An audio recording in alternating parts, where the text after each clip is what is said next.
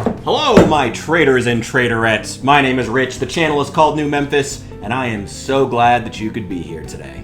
Last week we started the job of painting our 17, God that was a lot of models for one project, Raider Guardsmen, 10 of which came from Kill Team and 7 of which came from Blackstone Fortress. And while I originally intended to do a sort of, much like the last video, the part 1 of this series, I wanted to do a full painting guide for the choices that I made here, but I just couldn't. So I'm just gonna sort of freestyle talk about the project and have some extra B-roll over here of stuff I was doing, choices I was making, so you guys can follow along. And I hope that it's helpful and interesting, and I hope you guys enjoyed the project. And while we're doing that, I'm gonna shove like 6 beers in my mouth because it's been an extremely stressful week and work has been hard and I am so tired. Anyway, let's get on to the actual fun stuff, especially with, oh wait, one sec. Break out the lemonade and turn this beer into a rattler because I was not joking when I said I'm gonna drink like 6 of these. It has been a long week. I'm excited to be back with you guys. Thank you so much for supporting the channel. It's been a long one. Let's talk some miniatures. Now that we have finished all 4 paint schemes that we did on the Blackstone Fortress miniatures, which one do I think is best? And it's that Tzeentchian teal. It's so good. Maybe not for the ones with the pistols, but for those models with the full-size las guns, that red wood for some reason just looks fantastic. I think it looks great. I know I said this in the video where we painted them. That'll probably be linked in the comments or something. I said these looked kind of Grand Cathay inspired as well as Tzeentchian, and I am like super down for that. Would kind of love to make a Grand Cathay inspired Warhammer 40k army. Probably with like Space Marines before I would do Guardsmen, but still. It's a very, very cool scheme, and this is also the only one where we didn't use a metallic for the spikes. That's actually London Gray, and I just used white on the edges to create the edges. And it looks great, honestly. I actually think it kind of allows the gold to pop more. Now, what I like about the 7 that we painted this week, another reason I felt like it was maybe worth just skipping trying to do a full painting guide is that a lot of the basics have already been covered in previous videos. The biggest things that allowed these to pop compared to last week's video where we just kind of did the basics and then the wash is that I made sure to go over all the armor panels with dark Prussian blue again while also leaving those black recesses alone as much as possible. Added some flat flesh onto the backs of the fur in every single case that I could find. Not everything has fur, but a lot of them do. And of course, adding some extra silver trim onto all of the metal. Vallejo silver continues to be one of the brightest paints known to man, so didn't have to work too hard to add silver highlights. And then of course for the extra accent colors, Screamer Pink and Phoenician Purple, again, just went over the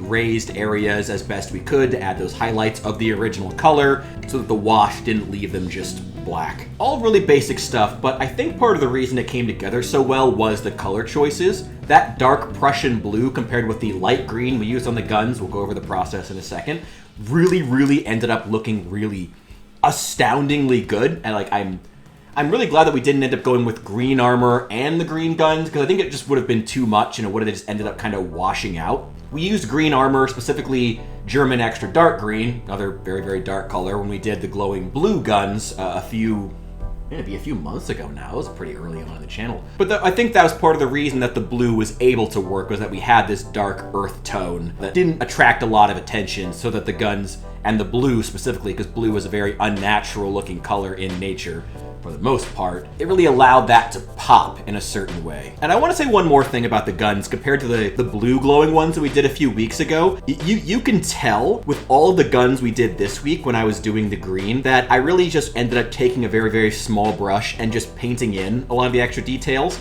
I didn't rely on everything being a wash. And that did come with both upsides and downsides. I'll start with the downsides, and that's ultimately that you can't see as much of the detail. It doesn't feel like the color is slathered on as much. You could tell I was a lot more careless with the green. But even though you can't see as many of the details, that green does really pop, and they look all the more like they're about to explode because of the fact that the green takes up so much more area on the gun itself. It really leans into that idea like these are experimental weapons that are like barely holding themselves together. And on top of that, it's also just gonna be more readable on a tabletop. Like, no one's ever gonna notice the details on the blue guns. No one's ever gonna look up and see the little tiniest details on the magazines of the individual las guns. So do you want to paint your stuff to look good on Instagram, or do you want to paint it to actually look good on an actual tabletop that you're going to be at with your friends? I would say friends, personally. Now, how do we make the guns? Ultimately, it starts by painting the guns with Iron Warriors, then giving them a wash of white, then giving them a wash of whatever color we want to use. Blue for the first ones. We actually did orange for Janus Drake, which I feel like was the best version we ever made. And then for all the flat panels, we just went back over with Iron Warriors once again, and it really creates that strong contrast against the very, very strong color. There was also one really funny choice that I made on one of those 7, and that was this hot knife, which is inspired by the Cruel Boys that we've been painting and their weapons. God, this turned out so well. So the original blade that was attached to this broke off repeatedly. And so eventually I just snipped off the whole hand and just attached a Cruel Boy hand from the Hobgrot Slittas.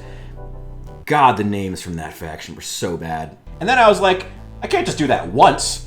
Hey, this guy's got a cool little meat cleaver. I originally planned on just painting in plain silver. Why not just make it flaming too? And we did, and it looked cool.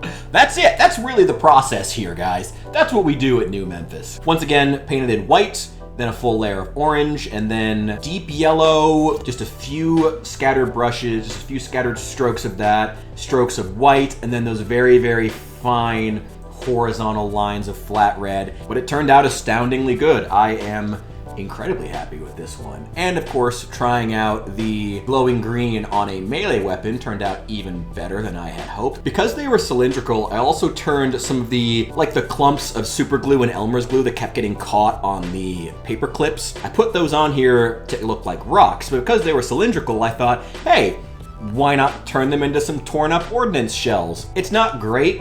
The buried Zangors are probably my favorite basing item that we've used in this army so far, but it's still very, very cool, and I do like it. I can just use this as a regular guardsman. Maybe I'll use it as a hero. I don't know about any heroes that would be on a 25mm base. In order to fit the arm with the axe that's way, way back, I actually had to snip off part of his shoulder to get it to fit in that position because it's not supposed to. He'll still work for Kill Team, and that's all right. The Melt-A-Gun and the, I think it's a grenade launcher. I would assume it's a grenade launcher. These were washed with flat red, and I took a little bit of flat red, mixed with a little bit of white, and put that on the end of the barrel, and then just one even smaller dot made for very, very cool barrels. That was all I really did. Because they're supposed to look like energy weapons anyway. I also just kind of gave up on doing eyes. Just, I'm done. I don't need to. These might be some of my favorite models. That red turned out super well, which I guess isn't super surprising because when we did Janus's gun a few months ago, that turned out really, really well with the orange. I just really like how the red looks.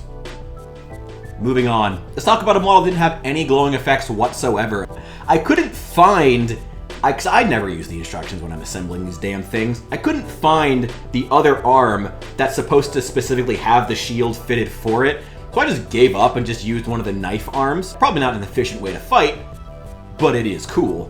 And his gun actually still turned out to be one of the coolest ones, despite the fact that it's not glowing, just because it's, I don't know. I have a personal thing for shotguns, I know. Very American. It's cool to know that even without the actual glowing effect, the paint scheme still works. It's nice to have that corroboration, you know? My god, is Vallejo Silver a bright color. But with the dark Prussian blue, oh, I guess it's just cool to have a model where you can see that the pairing works. I didn't think that the sniper's cloak would turn out as well as it did when I tried to do that camouflage. Ultimately, I just used the exact same process we did on the bases, which is white, and then a wash of azure, dry brush of cork brown, dry brush of white. That was it. Just treated it on the fabric instead of on an actual base, and it worked out just fine. And it looks fantastic. I absolutely love it. I also love that the wraps on his gun happen to just like be around like what should be the brightest part of the guns in our paint scheme. That was just, that was total luck. I've been wanting to do vehicles for this army, so it is cool to know that this paint scheme would actually work if I were to apply it to like armor panels or maybe some larger pieces of fabric on a vehicle, something like that. We'll burn that bridge when we come to it, whatever. Anyway, this has turned into a very, very rambling type video. I hope you guys have enjoyed it though. There's not a whole lot else to say about these guys. I will see you in the next one.